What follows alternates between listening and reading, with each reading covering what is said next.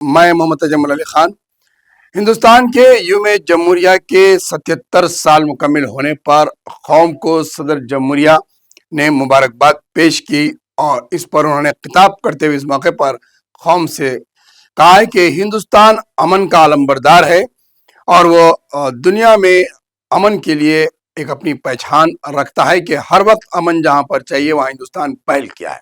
اس کے علاوہ انہوں نے ہندوستان کے کسانوں کو معاشی ترقی کی ریڑھ کی ہڈی کہا ہے، اور اس کے علاوہ فوج کی طاقت ہندوستان ثقافتی علامت کا نشان ہے۔ قوم سے خطاب کرتے ہوئے صدر جمہوریہ نے کئی ایک اہم امور پر اس کا ذکر کیا۔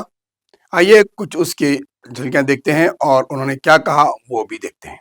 صدر جمہوریہ دروپدی مرمو نے کہا ہے کہ ہندوستان دنیا میں امن کا پیغام پھیلا رہا ہے جو انسانیت کے مستقبل کے تحفظ کے لیے ضروری ہے۔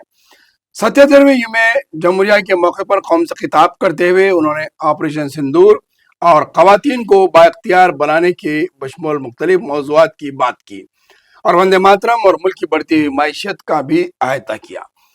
صدر جمہوریہ امن کے پیغمبر کی حیثیت سے ہندوستان کے موقف کو واضح کیا۔ اس کے علاوہ انہوں نے ملک کی تہذیب، ثقافت اور روحانی روایت کی طاقت کا ذکر کیا۔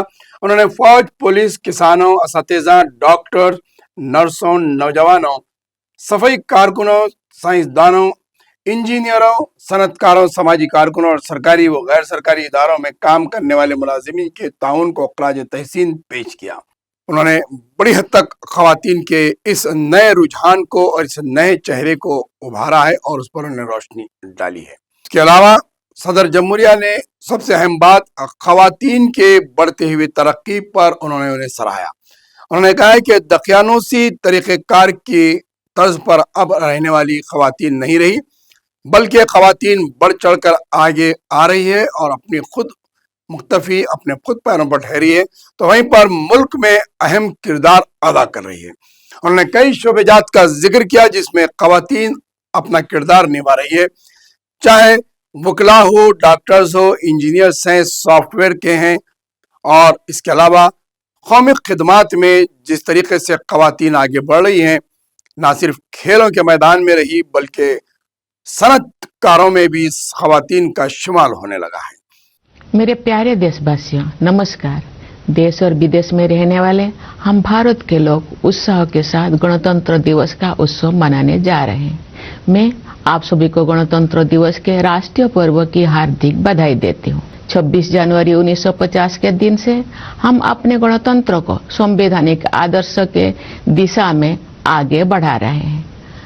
उसी दिन हमने अपने संविधान को पूरी तरह से लागू किया। समाज का सक्रिय समर्थन मिलने से क्रांतिकारी बदलाव आते हैं।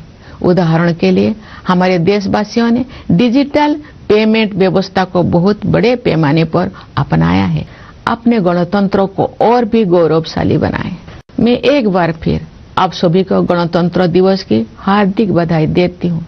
मुझे दृढ़ विश्वास है कि आपका जीवन सुख, शांति, सुरक्षा और सौहार्द से परिपूर्ण रहेगा। मैं आप सभी के उज्जवल भविष्य की मंगल कामना करती हूँ। धन्यवाद। जय हिंद, जय भारत।